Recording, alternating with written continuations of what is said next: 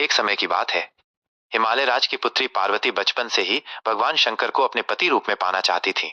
उन्होंने कठोर तप किया, लेकिन उनके पिता हिमवान ने उनका विवाह भगवान विष्णु के साथ करने का निश्चय कर लिया। यह सुनकर पार्वती जी व्याकुल हो उठी। तभी उनकी सखी सहेली ने उन्हें ये उपाय बताया कि वे विवाह से बचने के लिए वन में चली जाएं और भगवान शंकर की कठोर तपस्या करें। सखी के कहने पर पार्वती जी वन में चली गई और वहां रेतीली भूमि पर बैठकर घोर तपस्या करने लगी। उन्होंने अन्न जल त्याग कर केवल पत्ते और बेलपत्र के सहारे भगवान शिव की आराधना की। उनकी यह तपस्या देखकर भगवान शंकर प्रसन्न हुए और प्रकट होकर उन्हें पत्नी रूप में स्वीकार करने का वचन दिया।